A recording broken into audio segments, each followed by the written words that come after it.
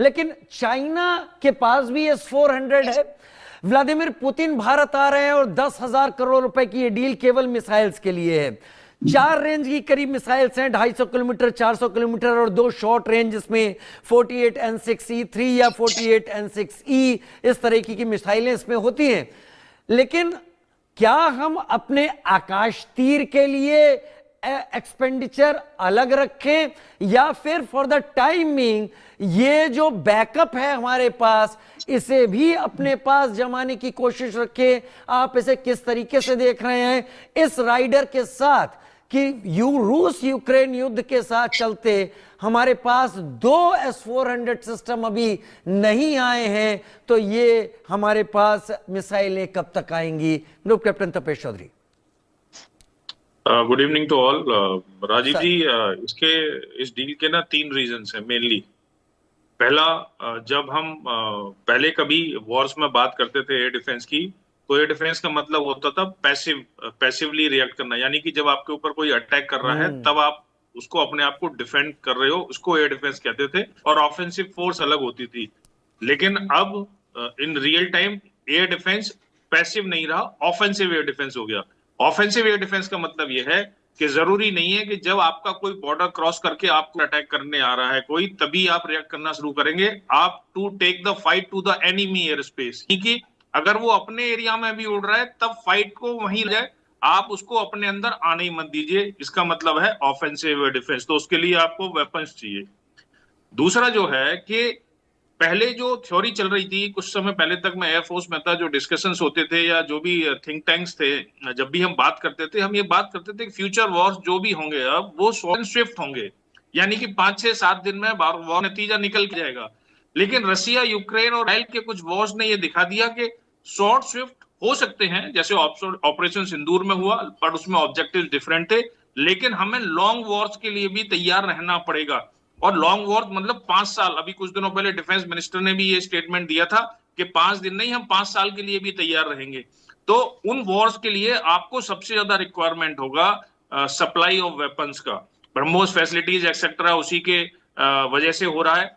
अब S-400 ने operation सिंदूर में ये दिखाया कि ये बहुत पोटेंट वेपन है। एयर डिफेंस को मल्टी लेयर्ड होना चाहिए, लेकिन ये खुद ही मल्टी लेयर्ड है। ये शॉर्ट रेंज, मीडियम रेंज और लॉन्ग रेंज तीनों तरह के टारगेट को एंजॉय करता है। 3 तरह की मिसाइल है, मतलब एंगेज करता है, सॉरी। तो अब जब ये इतना इंपॉर्टेंट है, अगर कल को हमारा ऑपरेशन सिंदूर 2.0 होता है या कोई और कंफ्लिक्ट होता है, तो हमें इस वेपन को यूज करने के लिए, चाहे वो 3 ही बैटरी हो आज की डेट में, नंबर ऑफ मिसाइल्स ज्यादा चाहिए। अच्छा, मिसाइल्स का एक और सिस्टम नहीं है। Missile not like a robot और ड्रोन के आप मार्केट में गए, खरीद के ले आए और उड़ा दिया उसको, तुर्की ने पाकिस्तान को सप्लाई कर दिया। मिसाइल्स जब आपके पास आती हैं, missile is a very sensitive equipment.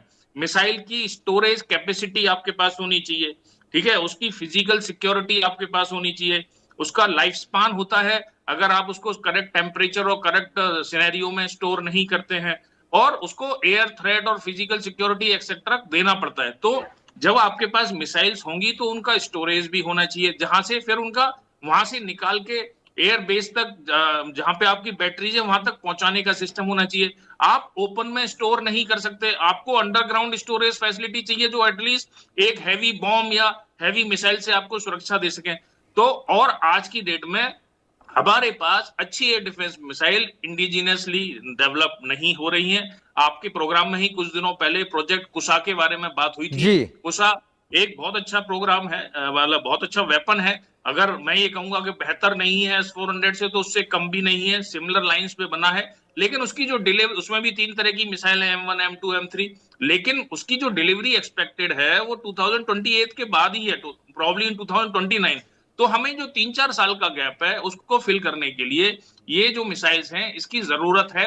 आज का जो वर्ल्ड सिनेरियो है और जो जियो पॉलिटिकल सिनेरियो है, उसमें हम ये भरोसा नहीं रख सकते कि हमको शॉर्ट टाइम पे ये सारी मिसाइल्स अगर हमारे साथ प्रॉब्लम होती है सप्लाई हो जाएंगी, क्योंकि रशिया अपना यूक्रेन का वॉर नहीं जीत पा रहा है, या उसके जो ऑब्जेक्टिव है वो अचीव नहीं हो पा रहे हैं, वो अपने ही झगड़े में उलझा हुआ है, तो वो हमारी मदद कैसे करेगा। तो ये बहुत अच्छा कदम है कि हमारा जो मोस्ट पोटेंट वेपन है, जो ऑफेंसिव एयर डिफेंस का एक वेपन है, उसके लिए जो हमारे वेपन्स हमें चाहिए वो हमारे पास अवेलेबल होने चाहिए।